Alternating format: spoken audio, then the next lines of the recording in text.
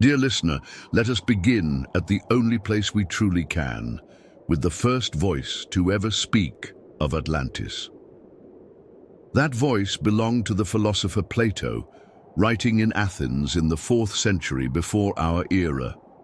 Among his many dialogues, filled with inquiries into justice, truth, and the destiny of the soul, two stand apart for the shadows they cast into our own imagination: Timaeus and Critias. In these works, Plato does something unusual.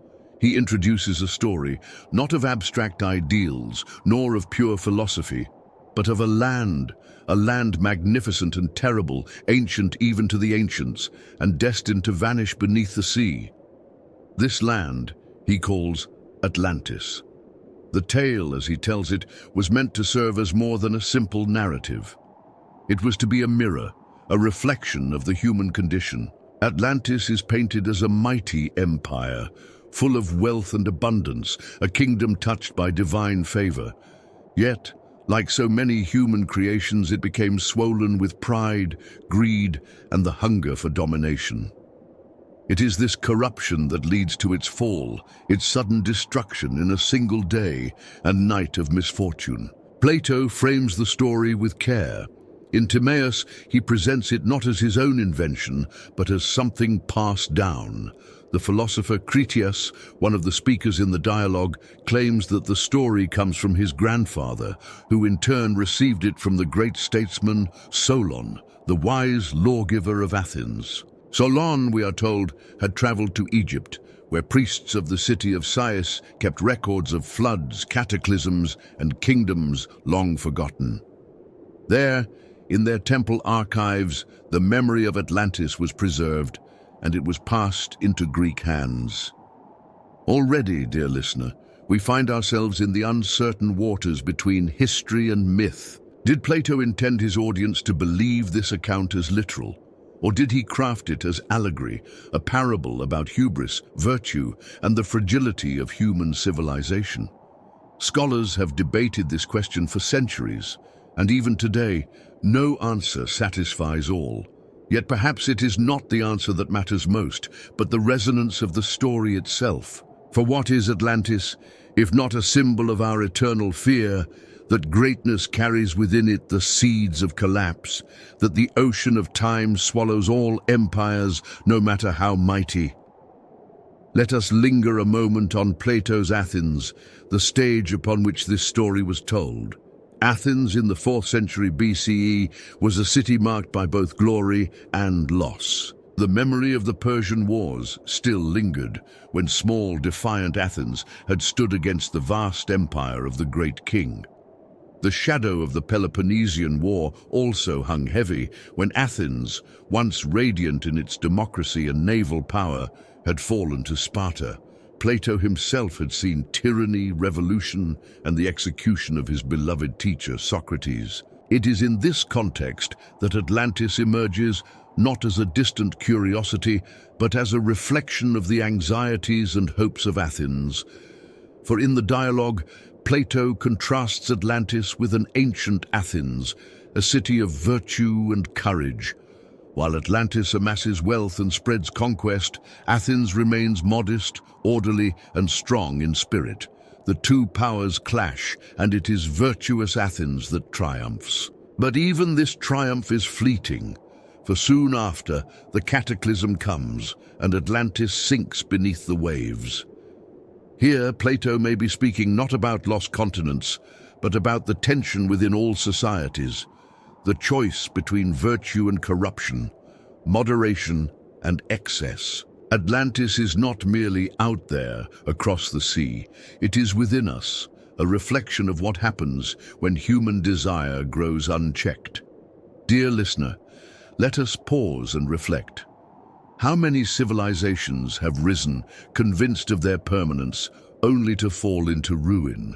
How many times has human ambition, unrestrained, led to collapse? And how often in our own lives do we find ourselves tempted by the same forces: pride, greed, and the belief that we are untouchable? Plato tells us Atlantis lay beyond the Pillars of Heracles, what we now call the Strait of Gibraltar, at the edge of the known world. It was said to be larger than Libya and Asia combined, rich in resources, with kings descended from the god Poseidon himself. But even before we hear of its splendor, we are told of its fate, that it will vanish, swallowed by the sea. From the beginning, the story is framed not as triumph, but as tragedy. There is something profoundly human in this. For every dream we build, we also carry the knowledge that it may one day fall. Empires, cities, even the memories of names and deeds, all are temporary, fragile before the vastness of time.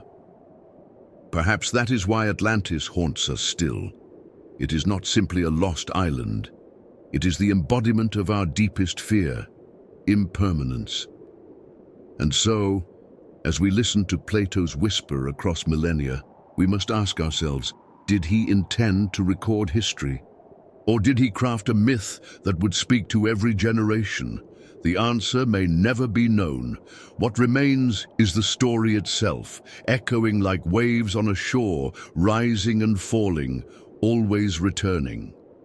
This is the first whisper of Atlantis, not a map nor an archaeological record, but a parable, born from the mind of a philosopher, shaped by the turbulence of his age. It invites us not only to imagine a lost world, but to reflect upon our own.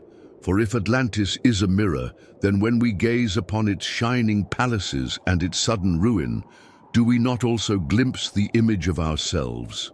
Dear listener, let us travel now to Egypt, the land where, according to Plato, the memory of Atlantis was preserved. For if we are to follow the thread of this legend faithfully, we must pause in the temples of Sais, where Greek travelers once sought wisdom from priests who guarded ancient scrolls and stories. Plato tells us that the Athenian statesman Solon, 6 generations before his time, made a journey to Egypt. Solon was no ordinary visitor.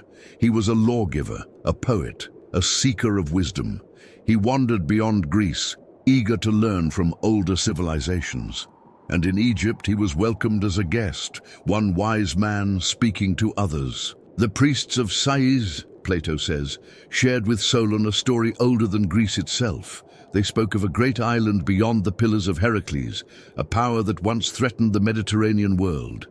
They told him that 9,000 years before Solon's own day, Atlantis had flourished, and then had fallen, swallowed by the sea. To the Egyptian mind, such tales were not extraordinary. Egypt itself lived by cycles of flood and renewal, destruction and rebirth. The Nile overflowed, devoured the fields, then left behind fertile silt to nourish new life. In the same way, they spoke of the world as passing through great cycles, ages of fire, ages of water, times when civilizations rose, only to be swept away. For them, memory was not linear but circular, eternal. Perhaps it was natural that a story like Atlantis would find a place in their temple archives.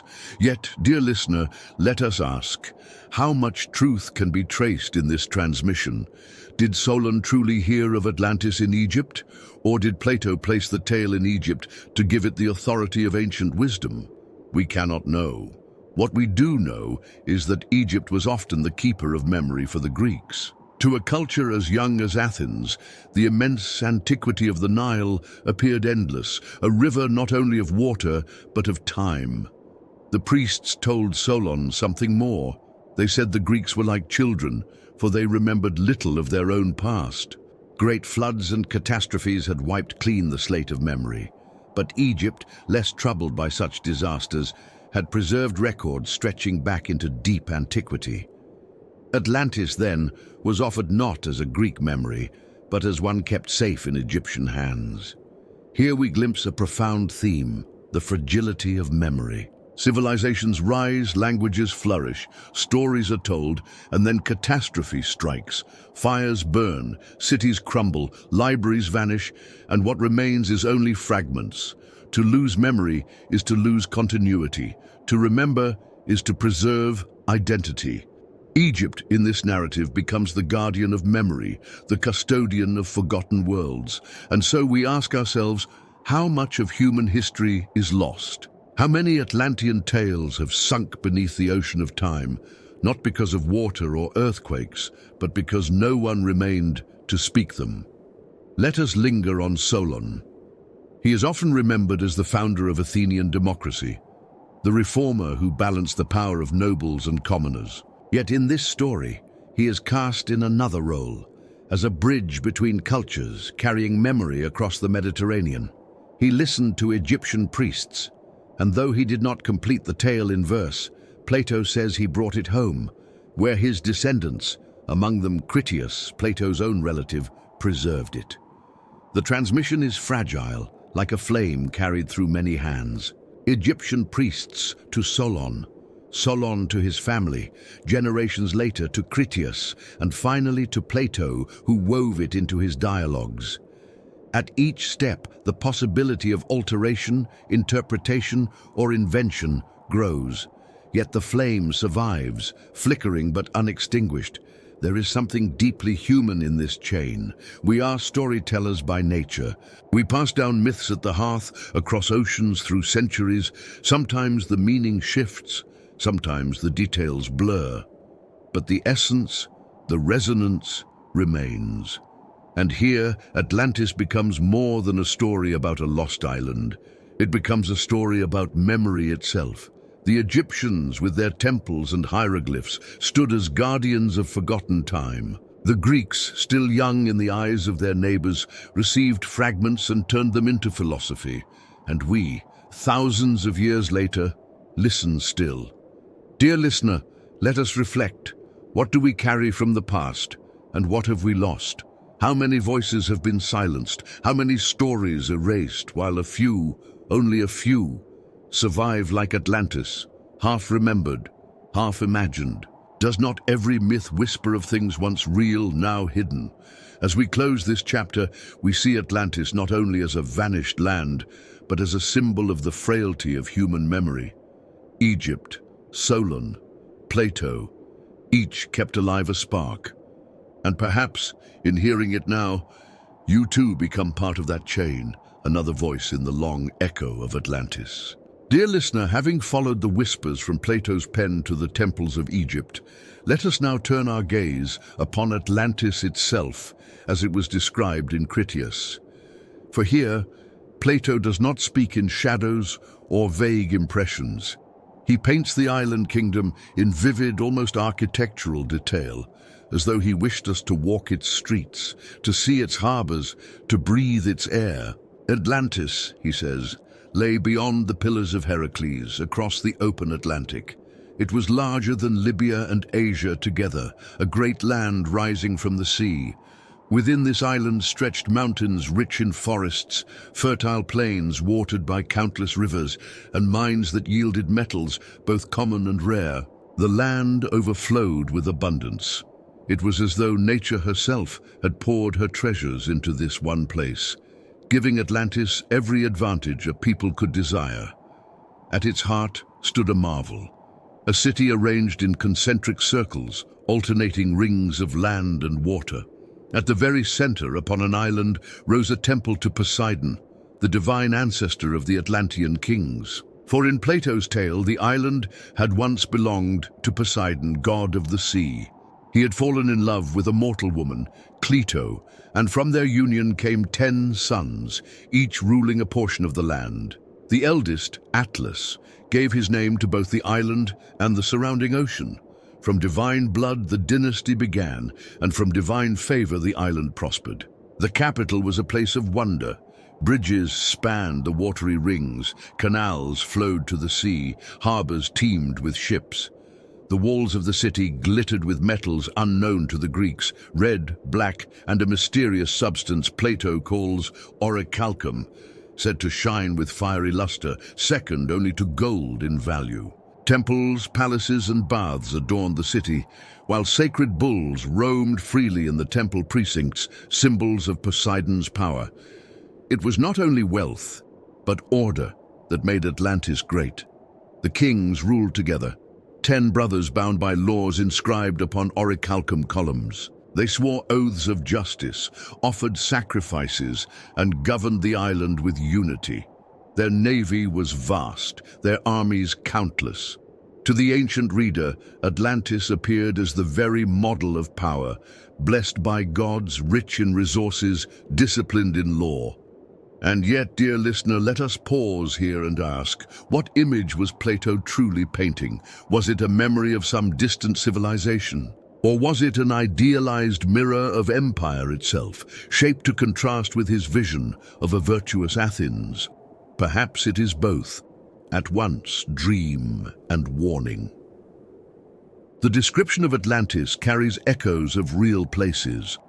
The concentric city recalls not only imaginative geometry, but also echoes of cities ringed by walls and harbors, like Carthage, a maritime power known in Plato's time. The wealth in metals suggests Spain, rich in copper and silver. The elephants that roamed Atlantis recall Africa, known for its herds of ivory-bearing beasts. It is as though Plato drew fragments of reality together and placed them upon an imagined island, crafting a portrait both believable and fantastical. But beyond the physical splendor lies a deeper theme, abundance as both blessing and temptation. For in Atlantis, nature's gifts were overwhelming. The island needed little effort to sustain life, and from such ease arises a question. Does abundance make a people noble, or does it soften them into complacency? Do riches strengthen the virtues of gratitude and stewardship, or do they awaken greed? Plato seems clear on this point.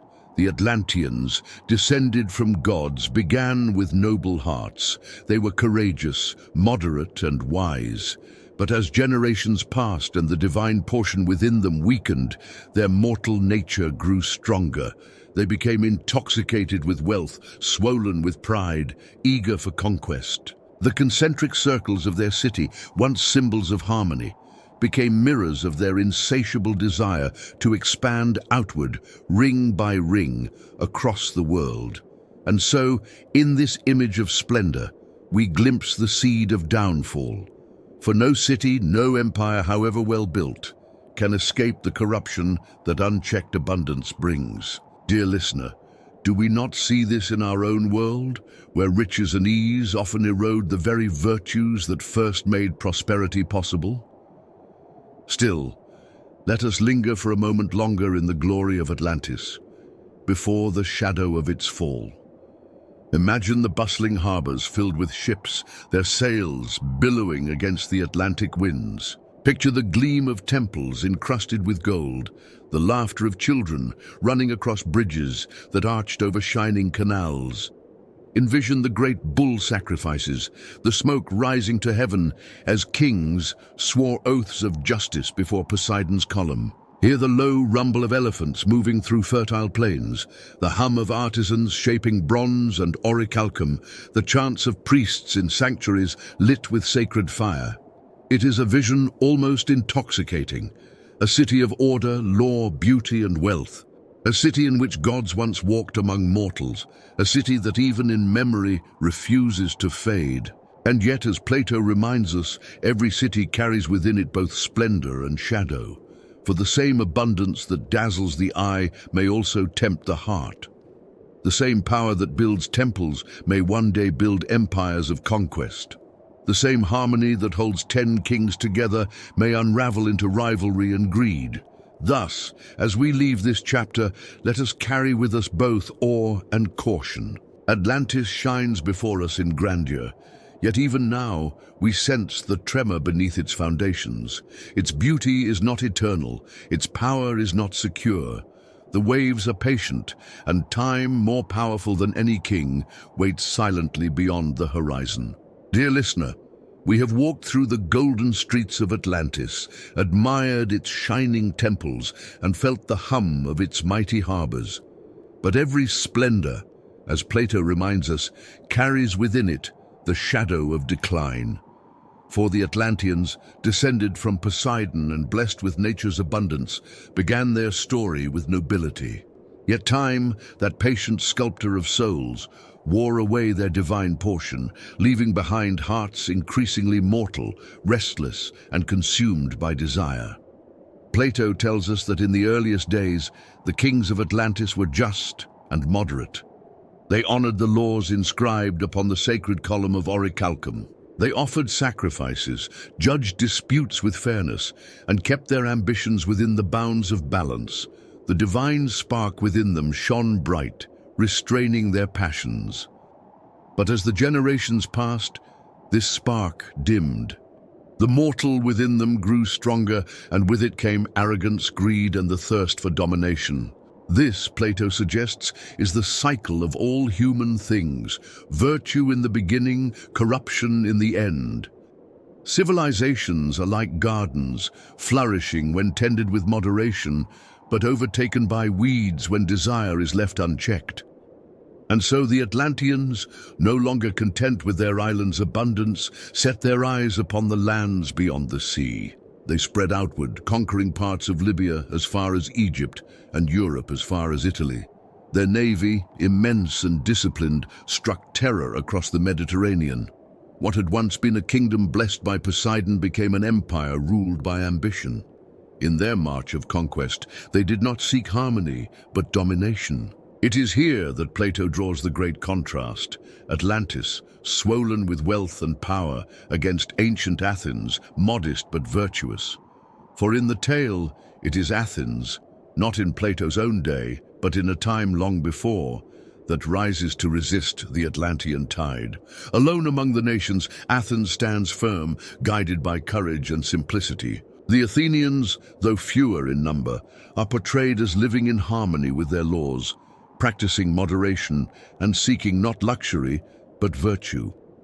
Against overwhelming odds, they defeat the Atlantean invasion.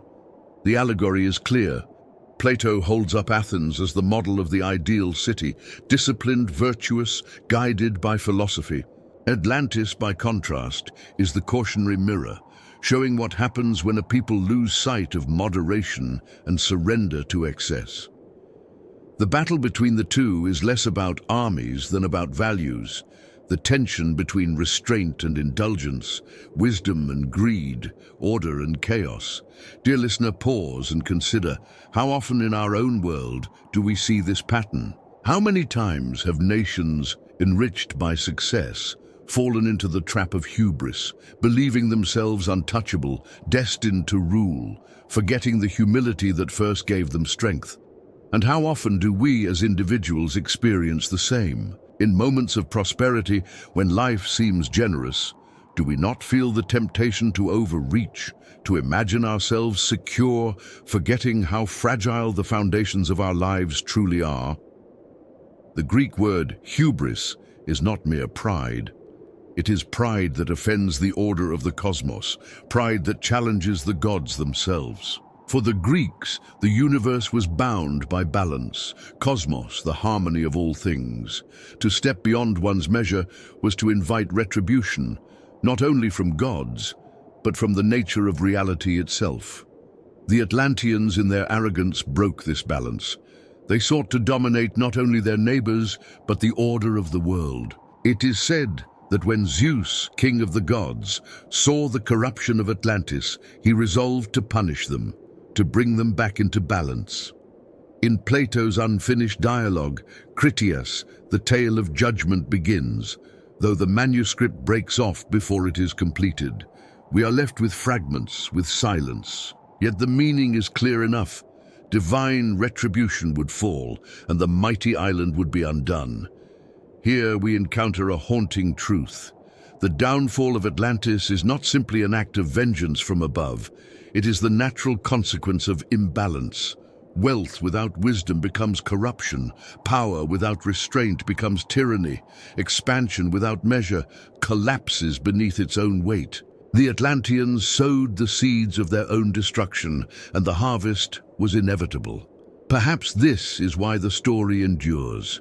For Atlantis is not merely an island lost beneath the sea. It is the archetype of every civilization that has risen in glory, grown arrogant, and fallen into ruin. Babylon, Rome, the Maya, countless others, each carries within it a shadow of Atlantis. And perhaps, dear listener, so do we. Let us imagine for a moment the Atlanteans in their final days of hubris. Palaces glittering with gold, feasts overflowing with abundance, armies marching to distant shores. Yet beneath the surface, the unity of the 10 kings begins to fray. Rivalries grow. Justice, once sacred, becomes negotiable. The sacred bulls, once symbols of Poseidon's covenant, are sacrificed without reverence. The laws inscribed on orichalcum columns are broken.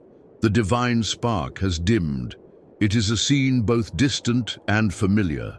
For every empire begins with vision and discipline, but as generations pass, comfort breeds complacency, power breeds arrogance, and wealth blinds the heart. Plato knew this, and he held up Atlantis as the mirror of all human destiny. As we close this chapter, let us carry the image of Atlantis not at its height, but at its turning point. Still beautiful, still powerful, yet already doomed by its own excess. For in every splendor lies a shadow, and in every triumph waits the whisper of decline. Dear listener, we have walked with Atlantis through its dawn of divine blessing, its flourishing of abundance, and its slow descent into arrogance. Now we arrive at the moment that has haunted imaginations for more than 2,000 years. The fall, the cataclysm. The single day and night when the island kingdom vanished from the world, leaving only silence and sea. Plato, in Timaeus, tells it with stark simplicity, but afterward there occurred violent earthquakes and floods, and in a single day and night of misfortune, the island of Atlantis disappeared into the depths of the sea. Few words, yet they carry immense weight. With them, a world of harbors, palaces, and plains is extinguished, an empire vanishes, and the ocean swallows the evidence. There is power in the brevity. Plato offers no lingering description, no drawn-out lament. Atlantis is gone, suddenly, irrevocably. This abruptness is part of its mystery. It leaves us to imagine the details, the trembling of the earth, the roar of waves, the cries of a city falling into darkness, silence, then only the endless sea. To the Greeks, catastrophe by water was not unfamiliar. Flood myths were woven deep into their traditions. They told of Deucalion and Pyrrha, survivors of a great flood sent by Zeus to cleanse humanity of corruption. Other cultures held similar stories, the Mesopotamian tale of Utnapishtim in the Epic of Gilgamesh, or the biblical account of Noah. In Egypt, too, cycles of deluge and fire were believed to reshape the world.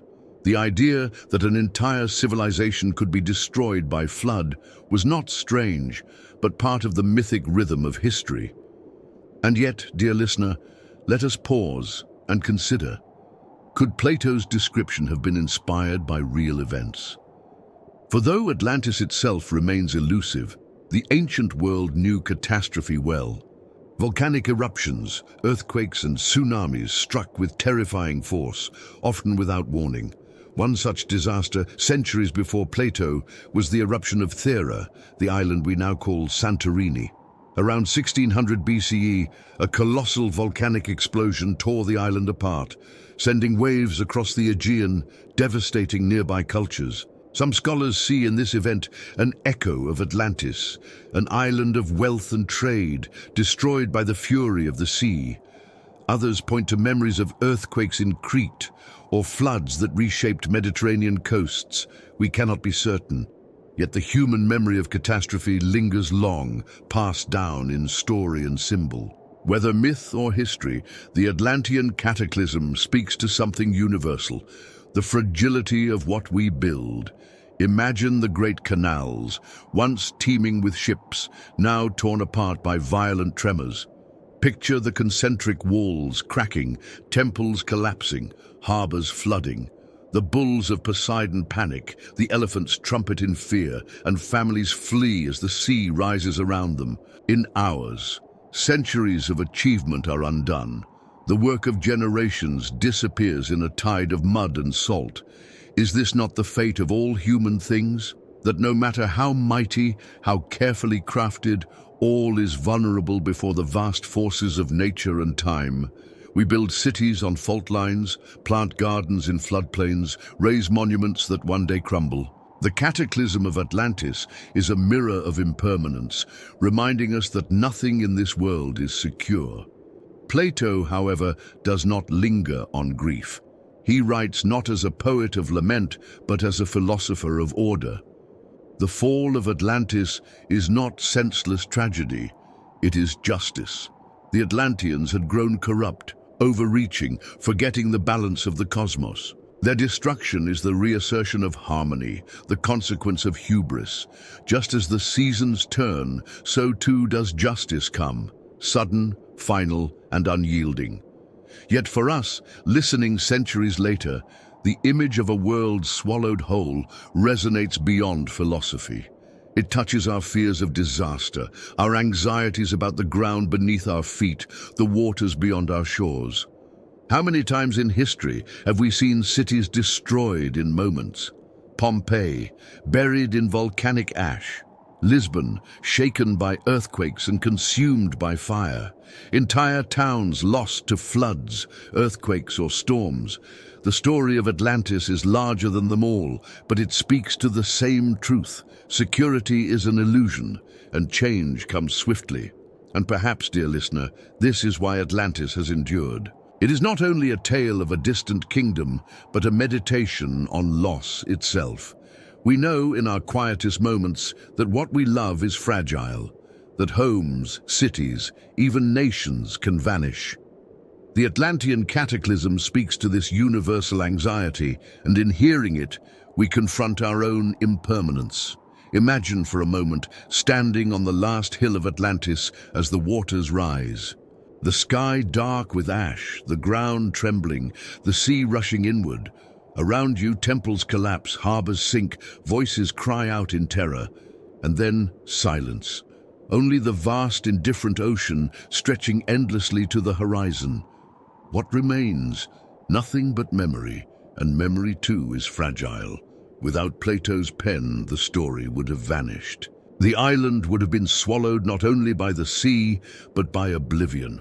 That it survives at all is a miracle of words. A reminder that while stone and gold crumble, stories endure. Dear listener, as we close this chapter, let us reflect. Atlantis fell in a single day and night of misfortune, yet perhaps it never ceased falling, for in every age we hear its echo in the collapses around us. Its story is a warning, but also a truth, that loss is inevitable and the sea will always rise. But if all things fall, what remains? Perhaps it is not the island, but the lesson. That balance must be cherished, that moderation is wisdom, and that we must live knowing that the ground beneath us is never permanent. The waves close over Atlantis and silence returns. The golden city is gone. And yet, dear listener, the whisper remains, carried to us across millennia, echoing through Plato's words, a memory of splendor, a warning of hubris, a meditation on impermanence. Dear listener, Atlantis was first spoken into being by Plato, but what became of it afterward? Did the ancient world believe the story, cherish it, or let it fade into silence? The answer, as we trace the echoes through antiquity, is complex. For some, Atlantis was allegory, for others it was history, and for many it was simply ignored. In the centuries after Plato, the great philosophers of Greece rarely mentioned Atlantis. Aristotle, Plato's own student, is said to have dismissed it outright, remarking with skepticism that his teacher had invented the island to serve his purpose. To Aristotle, history was one thing, philosophy another, and Atlantis belonged not to the first, but to the second. This early doubt is telling, for if even those close to Plato questioned the tale, how much more would later generations waver? And yet, the story did not vanish. A handful of ancient authors preserved fragments, interpretations, and reflections. Among them was Crantor, a student of Plato's academy. He reportedly traveled to Egypt to see for himself whether the priests' records matched Plato's tale. Though the evidence is faint, later writers claimed Crantor found inscriptions that confirmed the story of Atlantis. Whether this was true or an embellishment, it shows that even in antiquity, the hunger for proof was alive. Strabo, the great geographer of the 1st century BCE, also referred to Atlantis in passing. He acknowledged Plato's account, but remained cautious, suggesting that perhaps the story was a blend of myth and truth, a way of teaching rather than recording. For Strabo, geography was not only about maps but about meaning, and the boundaries between the two were often porous. In the Roman world, interest in Atlantis remained faint, yet not absent. Pliny the Elder, in his Natural History, compiled vast knowledge of lands and seas, though he made no firm commitment about Atlantis.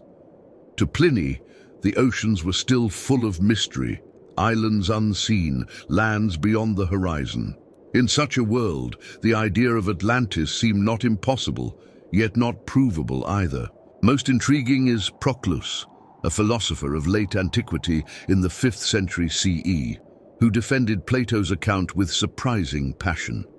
He argued that the tale of Atlantis was not invention but genuine history preserved by the Egyptians. He cited earlier commentators who believed that islands once existed beyond the Atlantic, destroyed by great floods. For Proclus, Atlantis was part of the eternal cycle of worlds rising and falling, a rhythm of destruction and renewal.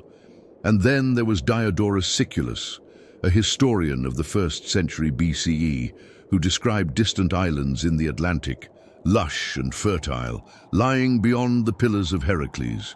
Though he did not name Atlantis, his descriptions carry an echo of Plato's lost land. To Diodorus, such islands were real places, remote yet reachable, visited by sailors in search of trade or refuge. In these hints, we see how geography and myth blurred in the ancient imagination. But despite these scattered voices, Atlantis never became central to ancient thought. It did not grow into a widespread legend like the Trojan War or the deeds of Heracles. It remained instead a philosophical tale, cited occasionally, doubted often, left unfinished in Plato's broken dialogue.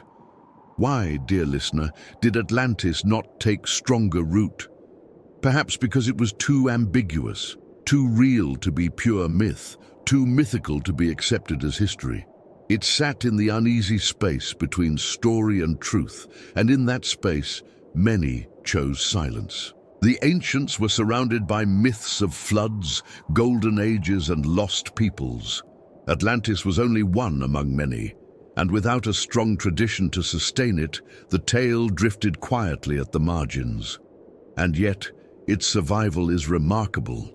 Even without popular embrace, the story lingered, carried forward in manuscripts, mentioned in commentaries, preserved through centuries of copying. Unlike countless other myths that vanished when their storytellers were gone, Atlantis endured, not celebrated, not central, but never wholly forgotten.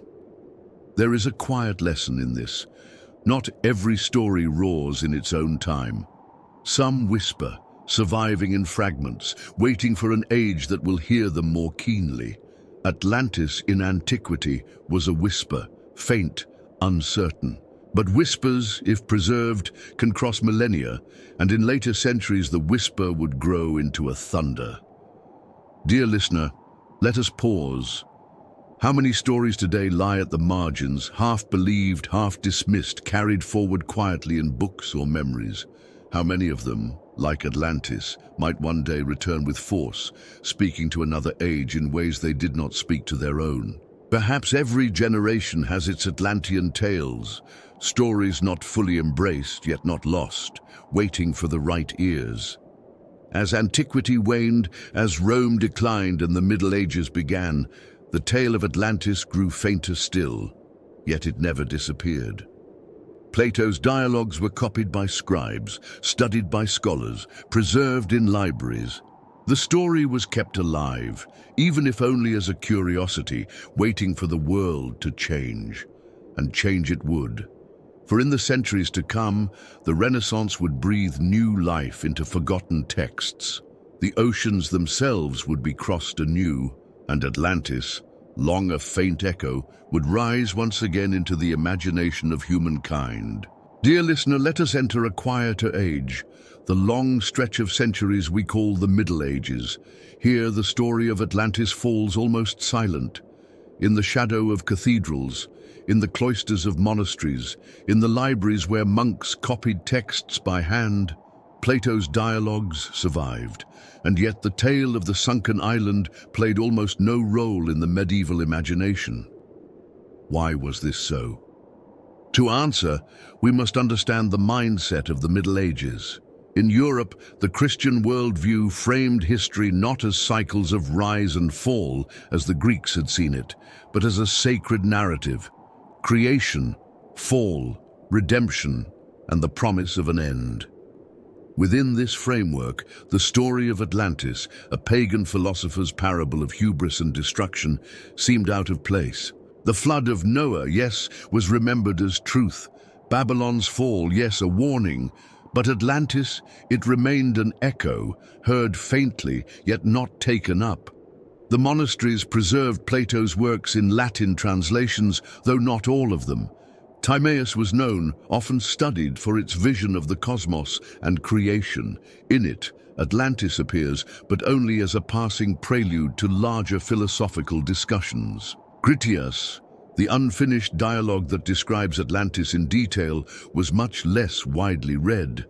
The story was there in the manuscripts, but its light was dimmed, overshadowed by theology, allegory, and the pressing concerns of salvation. And yet, dear listener, silence does not always mean absence, for in subtle ways the themes of Atlantis lingered. The Middle Ages were rich with legends of lost lands, islands beyond the horizon, places of wonder or dread. Medieval sailors spoke of High Brazil, a phantom island said to rise from the Atlantic once every 7 years. Others told of St. Brendan's voyage, the Irish monk who sailed westward and found strange isles, lush and otherworldly. In Norse sagas, lands far across the sea were hinted at: Greenland, Vinland, real places blurred with myth. These stories, while not Atlantis, echo its themes: distant islands, oceans as boundaries to the known, lands of abundance or danger beyond reach. The medieval mind did not need Atlantis. It had its own archipelago of mystery. But perhaps in the deep background, Plato's tale whispered, shaping the imagination of what a lost land might mean. There is also the matter of allegory. Medieval scholars who encountered Atlantis often interpreted it not as history, but as symbol.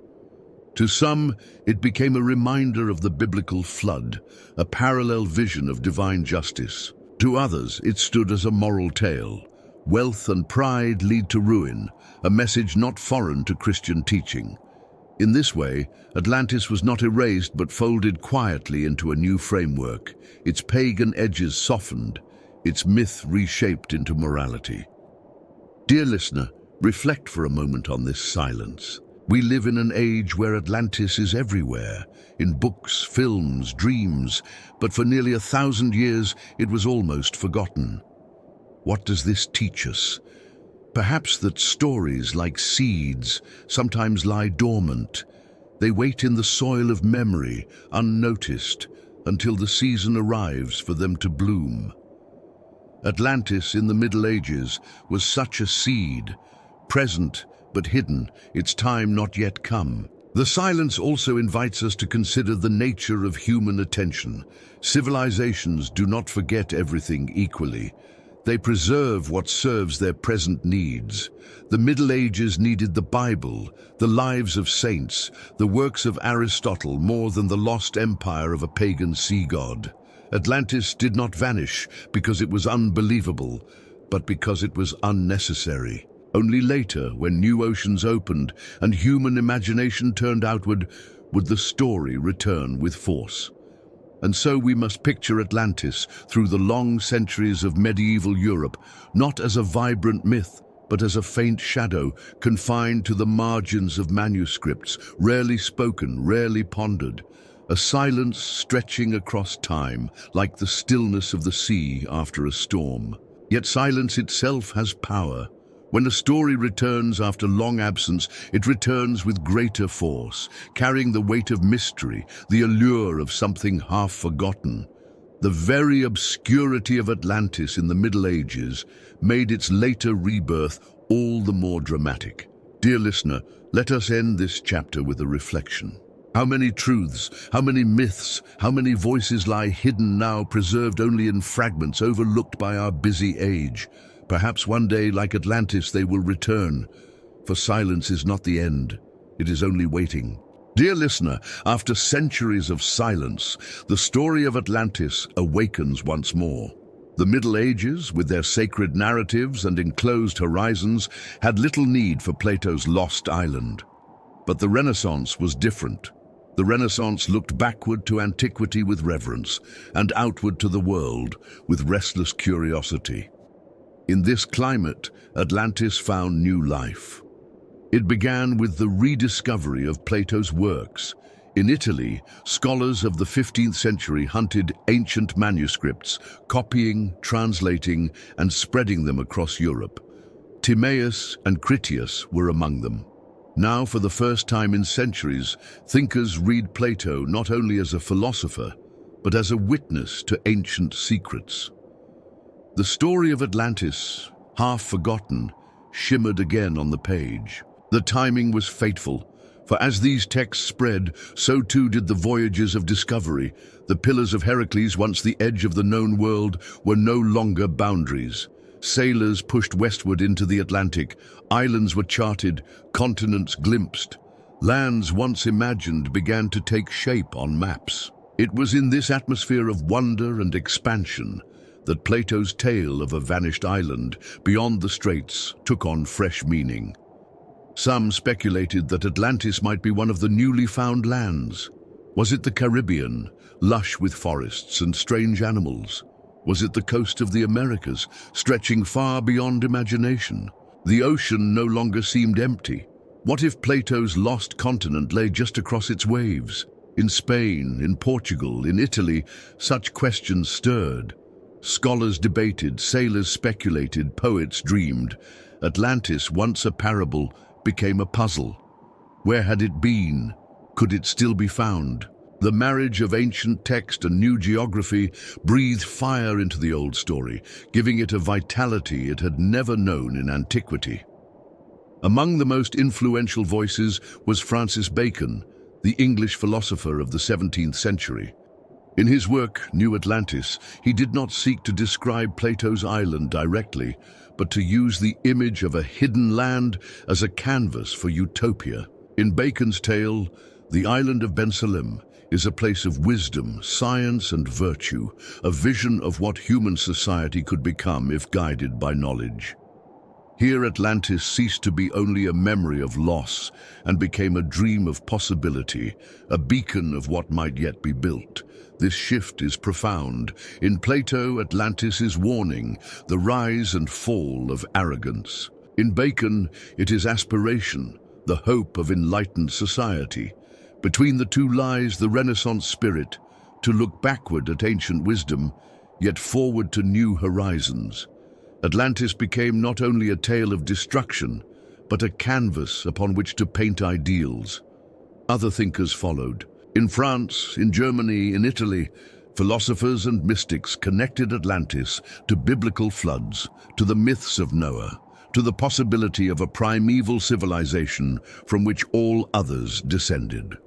The idea of Atlantis as the cradle of humanity, a mother culture lost beneath the sea, began to take root. It was speculation, yes, but it spoke to a deep longing, the desire to know our origins, to believe that behind the fragments of history lay a single luminous beginning.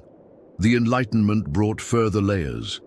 With its hunger for classification, measurement, and reason, scholars sought to fit Atlantis into maps and chronologies. Some placed it in the Azores, those windswept islands halfway across the Atlantic.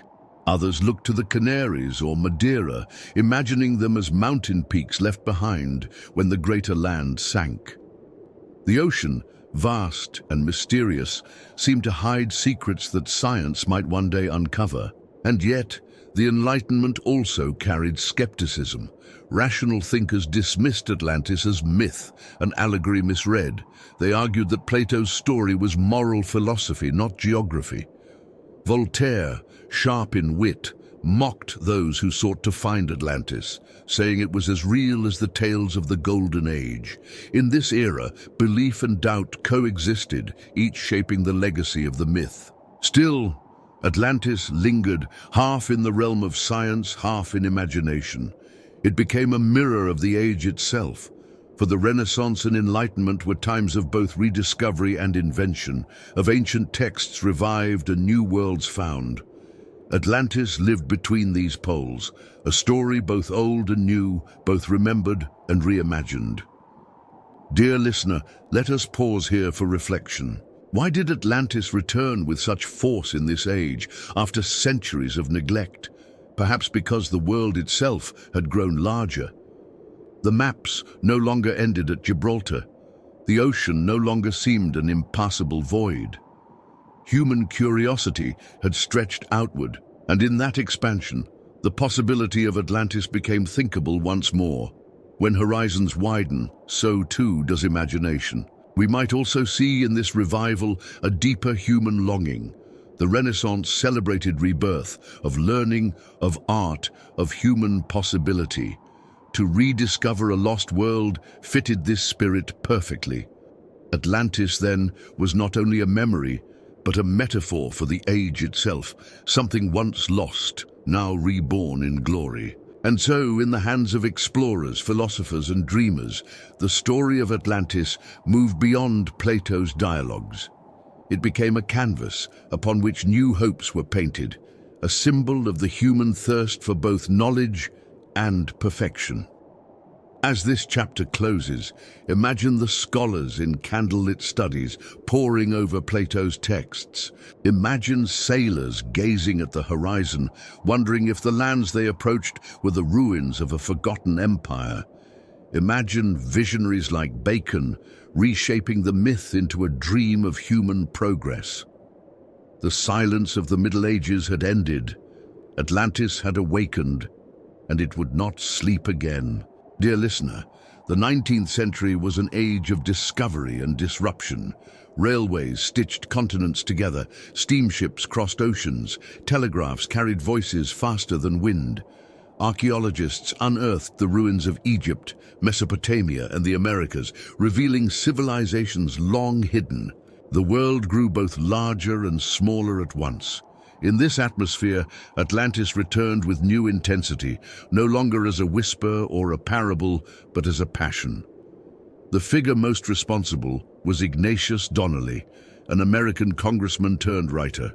In 1882, he published Atlantis, the Antediluvian World, a book that would change forever how people imagined the lost land. Donnelly argued not that Atlantis was allegory, but that it was real, the source of all ancient civilizations. According to him, Egypt, Mesopotamia, Mesoamerica, even India owed their arts and sciences to this vanished island. He filled his book with parallels. Pyramids across oceans, myths of floods in every culture, similarities in languages and symbols. To him, these were not coincidences, but echoes of a single origin. Donnelly's work was not cautious scholarship. It was sweeping speculation, yet it captured the imagination of thousands. The idea that a forgotten mother civilization lay beneath the sea resonated deeply with an age eager for grand explanations. The Victorian world, dazzled by progress but haunted by questions of origin, found in Atlantis a narrative that tied everything together. It was a unifying myth dressed as science.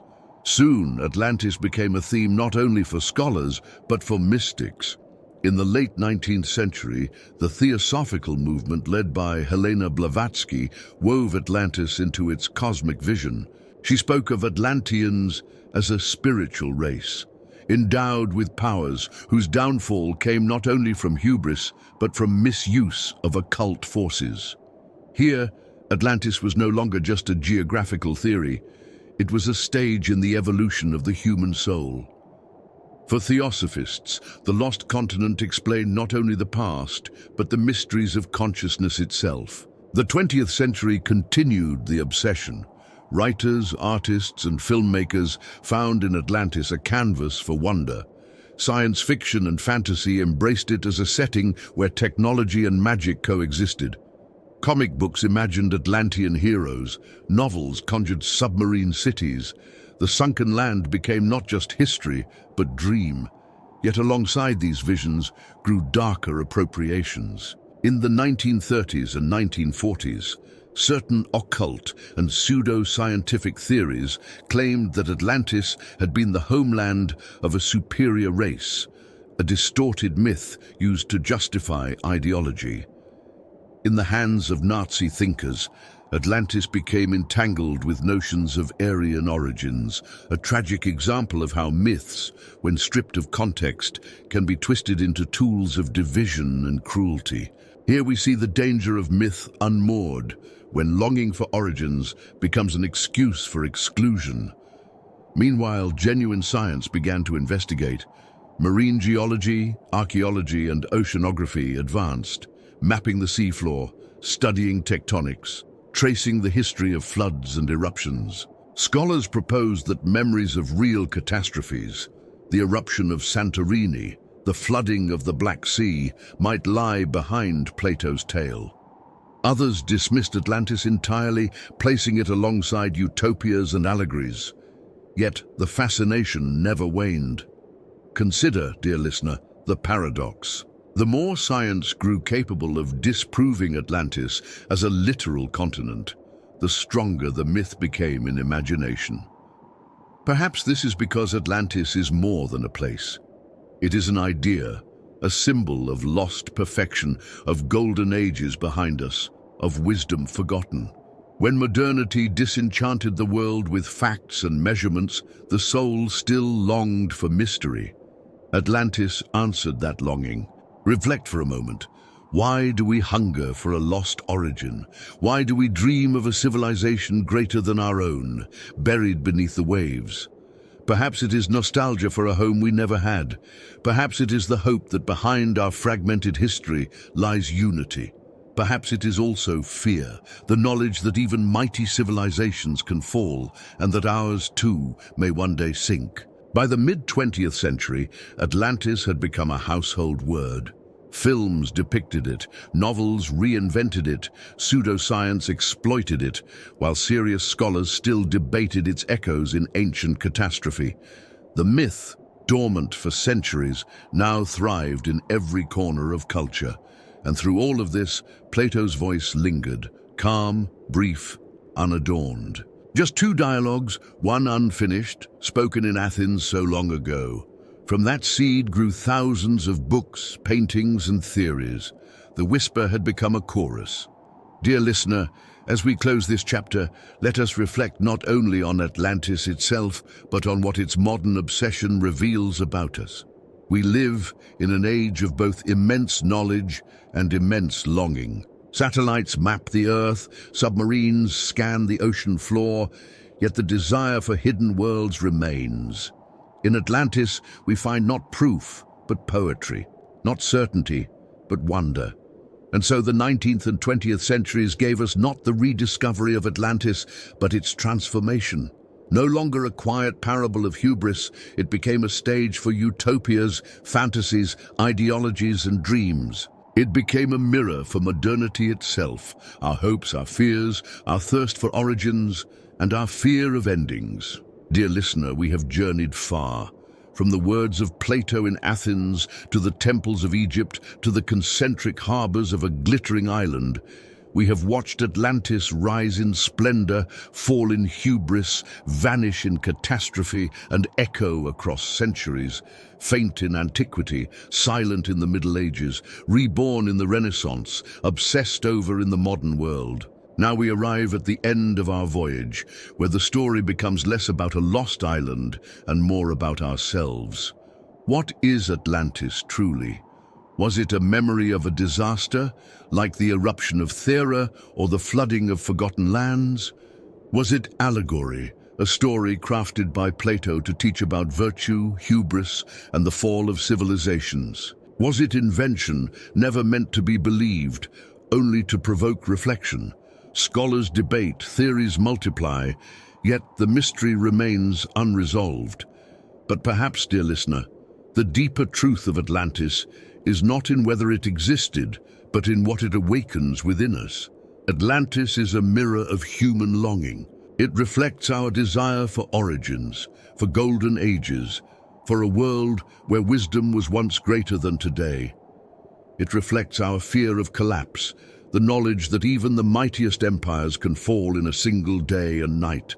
And it reflects our yearning for mystery, for something hidden, something vast, something that the ocean still conceals. Atlantis is also a meditation on impermanence. The island kingdom, with all its splendor, could not endure. Neither can any empire, nor any city, nor any life. The waves of time wash over all. We build, we rise, we flourish, and one day we fall. Yet in the falling, stories remain, and sometimes the story endures longer than the stone. Plato's few words have outlived the palaces of kings, the ships of empires, the voices of countless rulers. Atlantis may not exist on any map, but it exists in memory, and memory can be more enduring than land. Reflect for a moment on the pattern we have traced. Virtue, abundance, arrogance, fall. It is the rhythm of Atlantis, but also of Rome, of Babylon, of so many civilizations before and since. It is a pattern that speaks not only to nations, but to individuals, for in each of us too lies an Atlantis. The part of us that begins with wonder, drifts into pride, and sometimes must face collapse before renewal. The myth becomes personal when we hear its echo in our own lives. And so, when we think of Atlantis, we do not only imagine a sunken city of gold and orichalcum, we imagine the fragility of all human endeavors, the mystery of the ocean, the rise and fall of dreams. We imagine what it means to be mortal, building worlds on shifting ground. Atlantis becomes less a place than a meditation, on balance, on humility, on the fleeting beauty of what we create. Dear listener, as our journey comes to its end, let us carry this reflection gently. Let us see Atlantis not only as a warning of hubris, but as a reminder of wonder, for though it fell, though it vanished, it still speaks. It reminds us that every life, every city, every civilization is both fragile and luminous. And it invites us to live with humility, to cherish the moments of balance, to honor the fragile spark of wisdom within us. Now, as the waves close once more over that imagined island, let us rest. The harbors are quiet, the temples are gone, the kings are dust. Only the ocean remains calm and eternal, its surface reflecting the stars.